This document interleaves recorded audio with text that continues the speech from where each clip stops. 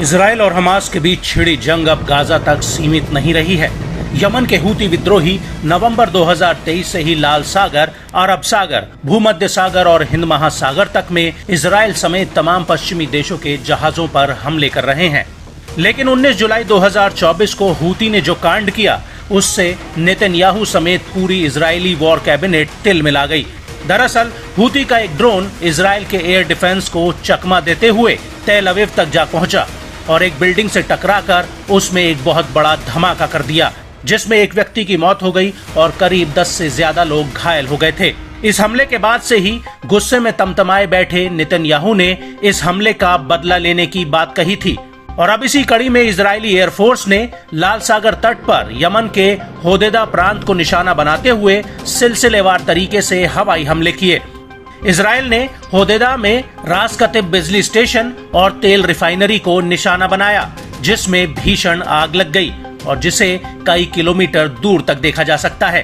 इस हमले में कई लोगों के हताहत होने की खबर है और 80 से ज्यादा लोग घायल बताए जा रहे हैं।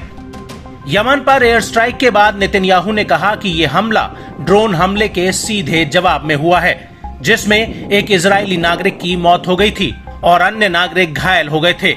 नेतन्याहू ने कहा कि ये युद्ध की शुरुआत के बाद से इजराइल के खिलाफ हूती द्वारा किए गए आक्रमणों के जवाब में था और जिस बंदरगाह पर हमला किया गया वहां से हूती को हथियारों की सप्लाई होती है।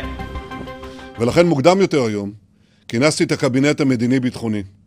ביקשתי ממנו שיתמוך בהחלטה שהבאתי לתקוף את יעדי החות'ים בתימן. הנמל שתקפנו איננו נמל תמים. הוא שימש למטרות צבאיות, הוא שימש כנקודת כניסה לנשק קטלני שסופק לחות'ים על ידי איראן.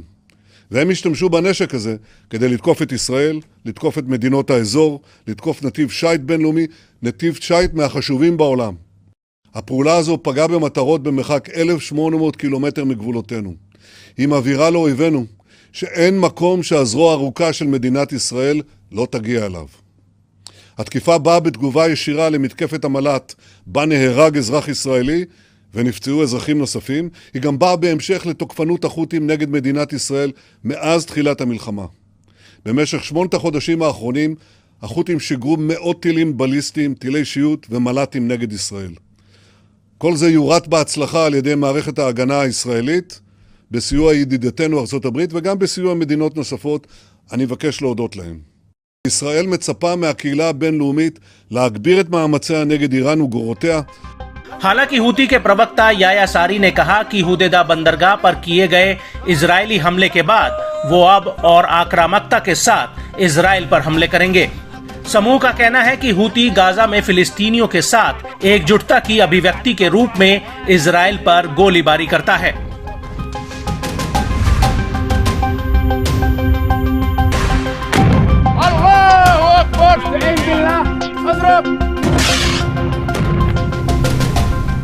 حيث استهدف بعدة غارات محطة الكهرباء التي تغذي مدينة الحديدة الساحلية بالكهرباء، واستهدف كذلك ميناء الحديدة وخزانات الوقود، وجميعها أهداف مدنية. تؤكد القوات المسلحة اليمنية أنها سترد على هذا العدوان السافر، وأنها بعون الله تعالى لن تتردد في ضرب الأهداف الحيوية للعدو الإسرائيلي، مع تأكيدها على ما ورد في بيانها السابق بشأن اعتبار منطقة يافا المحتلة منطقة غير آمنة. القوات المسلحة اليمنية وبتوجيهات قيادتها المؤمنة। इजराइल के इस हमले के बाद युद्ध का एक नया मोर्चा खुलने के समीकरण साफ नजर आ रहे हैं। इजराइल के पूर्व खुफिया अधिकारी और तेल अवीव में institute for national security studies के रिसर्च फेलो डेनिस ट्रिनोविक्स ने कहा कि इजराइल के पास जवाबी कार्रवाई करने के अलावा कोई विकल्प नहीं था, लेकिन यमन में हमले से लड़ाई खत्म होने की संभावना नहीं है।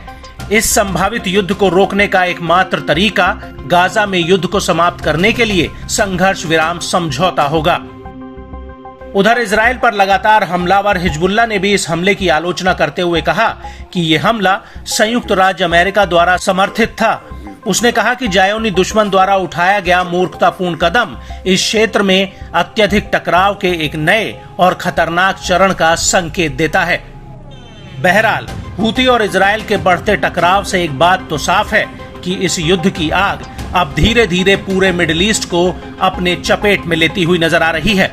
और अगर गलती से भी ईरान इस युद्ध में सीधा कूदता है तो दुनिया एक और महासंग्राम की गवाह बनती नजर आएगी।